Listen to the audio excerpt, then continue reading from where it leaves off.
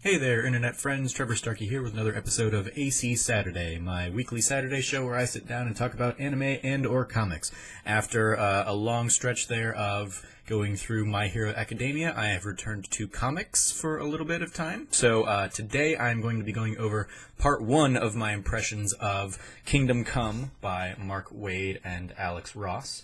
This is in honor of my friend Greg Miller, of course, is doing his comic show, his monthly comic show, and Kingdom Come is the first one that he's launching in February. So I wanted to sit down with this and read through it, and it's a bit of a longer one, so I'm breaking it up into two parts. Part one is going to be up through like the second chapter, so the first half of Kingdom Come this week, and then next week will be chapters 3, 4, and then the epilogue. So that is the plan for Kingdom Come. So in Kingdom Come, our narrator is a pastor named Norman McKay, and he's got visions of revelations going on. We see much of this story through his eyes as the Spectre transports him kind of from place to place in this ethereal realm. So we're seeing the story unfold as he is seeing the story unfold, because Judgment Day is coming, and the Spectre needs McKay's human perspective as guidance. So in this story, we're finding out that Superman has basically been in a self-imposed exile for the last 10 years after the death of Lois Lane and the rise of a new breed of superheroes that are less concerned about his brand of truth and justice. Metahumans have boomed, they're kind of all over the place, and they're out there taking justice into their own hands rather than letting criminals or supervillains go through, the proper channels, the proper system. And we find out that a superhero named Magog was the one that kind of drove Superman into exile. And in the present day, Magog has led a fight in Kansas that went terribly awry. One of the superheroes on the scene was like a nuclear-powered superhero, and he got damaged and basically died and exploded and like nuked the whole region, killing 1 million people and basically decimating America's food supply. And so this thing gets Wonder Woman to come and bring Kal-El out of retirement, and they end up reforming the Justice League with the heroes of old. And I love, this is one of those examples where there's this very subtle thing, this undercurrent kind of throughout the book, where Wonder Woman in particular, starts to talk to Clark, but then kind of catches herself and refers to him as Kal. And it kind of subtly suggests that with the loss of his parents and the loss of Lois Lane, that his humanity is basically like, and he's been in isolation for 10 years. He's been in the Fortress of Solitude for a decade. So he's become very isolated and maybe has lost touch with the human elements and the human perspective. And so he is very much Kal-El in much of this story, and that's what he's going by now. So as they start to put the Justice League back together, they go to Batman, and Batman's like, no, I've been doing this. I never left. I'm good. I got it. I got my stuff under control. Don't worry about me. Lex Luthor is bringing a lot of the villains together, and he's kind of creating what they're calling the Mankind Liberation Front. So his, little league of, you've got like people like Catwoman and the Riddler in there, and so he's kind of trying to build up an army, so to speak, to fight back against the burgeoning superhero boom. And so Superman tries to bring kind of the younger generation of heroes into the league with him, but many are content to kind of continue doing things the way they've always done them, seeing themselves a bit above the law and above mankind. He also tries to extend his reach across the globe, which is an interesting thing because it's not a perspective I see all that much in comic books, at least in my limited scope of comic books. It is very much like America-centric. So him trying to go out and get like all of the superheroes across Europe or the superheroes in Asia to kind of come into the fold with him is a nice, at least nod to this being a global thing and not just like an American thing. So he's trying to fight back all these rogue elements and telling them to stand with him or else, but he doesn't really have the or else to back it up.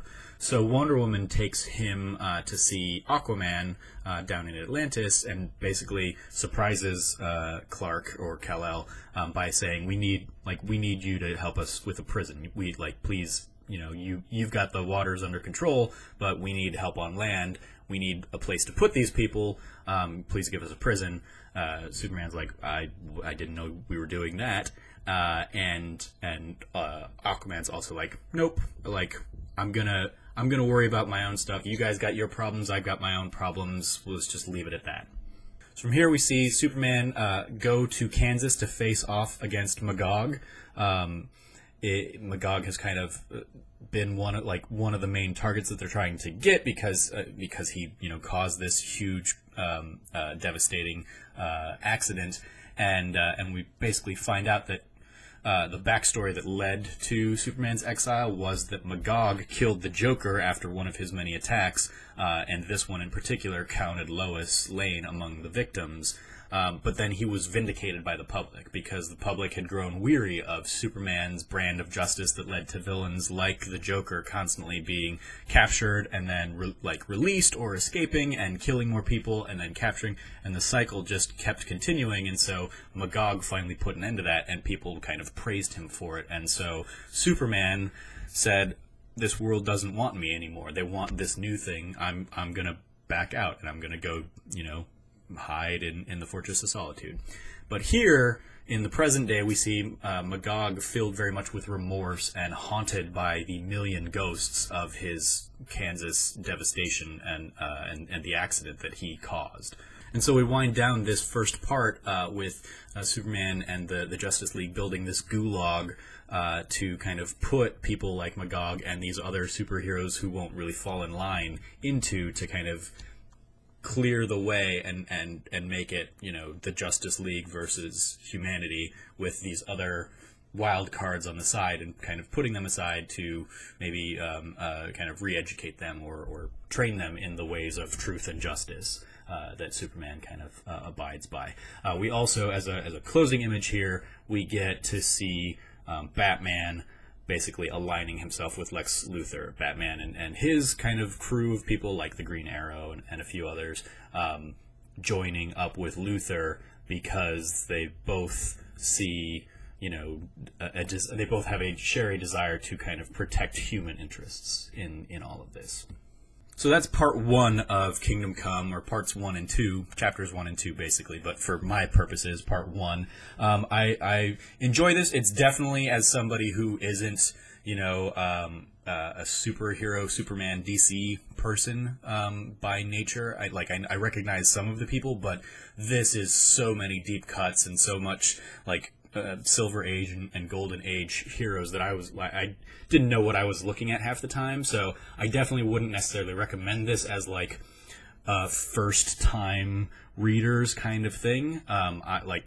It's probably less so in this day and age where we do have the Justice League on the big screen, and we have the DC comic shows on CW. So we're introduced to characters like Green Arrow and the Flash and the like. But it's interesting kind of because this is it's that generation of superheroes, but they're much older. Batman's basically in an exoskeleton, kind of keeping him fit and agile and able to basically don the cape and cowl. And so it's interesting, but I definitely was I'm overwhelmed by the number of superheroes in this, and part of that is by design, because you've got this, new generation of superheroes that are kind of running rogue. But I was I don't know if I'm supposed to know some of these people. I don't know who I'm supposed to know. They would say names. I'm I don't know who that is. They would kind of tease characters, and I was very confused for a lot of this. It didn't completely detract from my enjoyment of it, but I definitely don't think I got as much out of this as your typical DC, or especially your diehard DC fan, is going to get out of it. But overall, I enjoyed it, and I'm excited to see kind of where it goes from here. So let me know what you think of Kingdom Come. Come back next week for part 2 of my Kingdom Come review, the final 2 chapters in the epilogue. And yeah, as always, I've been your host, Trevor Starkey from TrevorTrove.com. You can follow me at SnarkyStarkey on Twitter. And until next time, from here at the Trove, treasure your friends.